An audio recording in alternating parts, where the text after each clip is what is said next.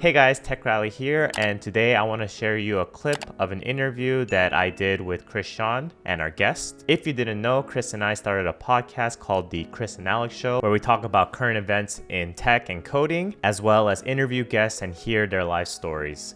I highly recommend you to go over there, subscribe to our channel, show some support, and if you want to see the full episode, it's going to be on there after this video uploads. With that being said, hope you enjoyed the clip with Will, where he shares how he became a software developer.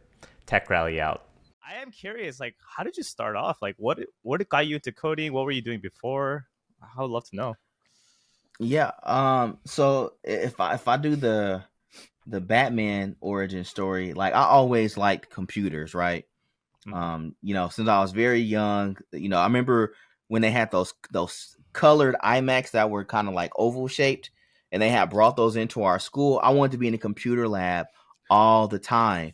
But growing up, my mom, I wouldn't say that we couldn't afford a computer, but we could have got one. But she didn't like computers, right? Yeah. Because they were new and stuff like that, so we never actually got a computer. So I always been fascinated by them. I ended up buying my own when I was 18, and I that's when MySpace was out, and I remember doing everybody's MySpace page,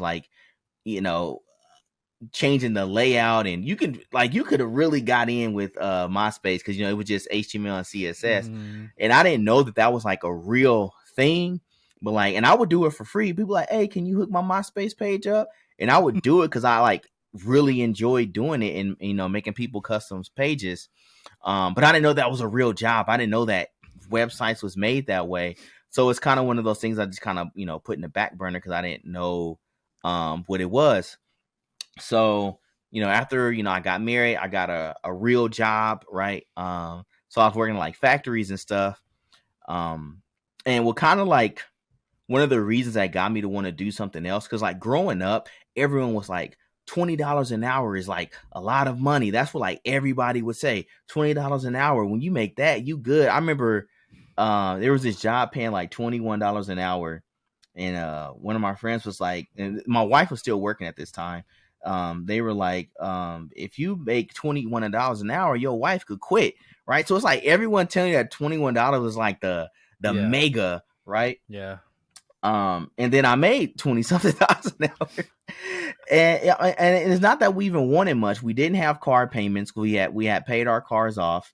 Nice. We didn't have a gigantic house.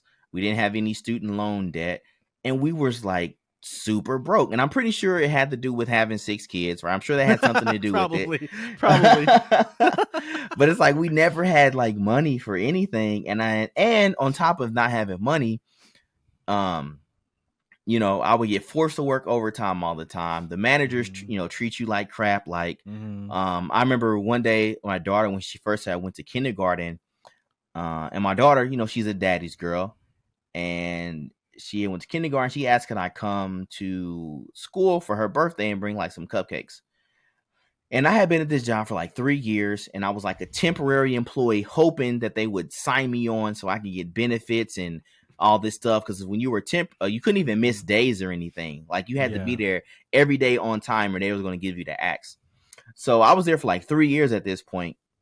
And I asked the supervisor, I was hey, can I get Friday off so I can take my daughter, or I can take my cupcakes up to my daughter, because this is her first year in school. She's excited, et cetera, et cetera. He laughed. He was you're a temp. I will never forget that. Wow. And it just started making me think why am I here? Why am I working this overtime? Why am I going to get no money and to get treated like this? So this was your moment that I need to make a difference in my life. I need to do something different. Yeah, this was the F this moment, right? Yes. Were you coding at that time though? No. Okay. No, this was just doing MySpace. I'm just doing MySpace. This was just regular life, right? And so that month, plus some other stuff happened. I remember I had gotten to it snows here in Missouri, so I had slipped on some snow and hit a bus. Oh Wait, my God, that you was hold on. You slipped on snow and your body, you hit went a on my bus. car. Oh, okay. Oh, Oh. okay. Yeah. Okay. Oh.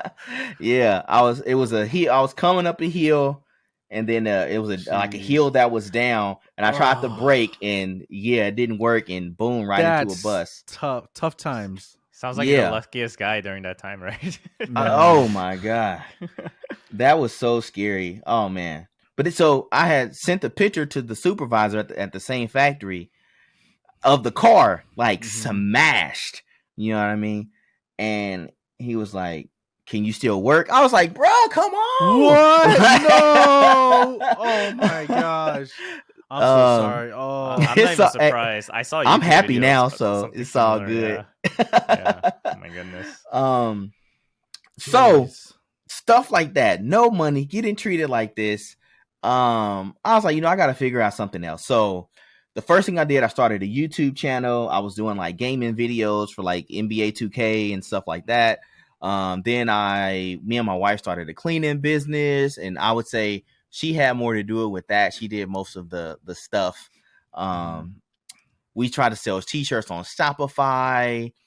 And I'm trying to think, it's some other stuff that we did. Like we were just like in this, we gotta get out of this place. Yeah.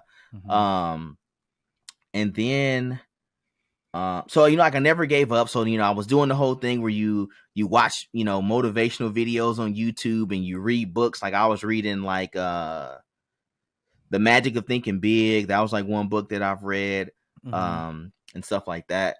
And so I was always in this mindset of like trying to get better. I was on this forum and I saw a post about the post was about Udemy courses, and everybody was buying a web development Udemy course. So I was like, yo, what is this? Why is everybody buying this? Yeah. So I went to Google it, and I'm like, and this one, they were saying they made like 70,000. So that was like double what I was making. So I was like, I'm in, right? You know what I mean?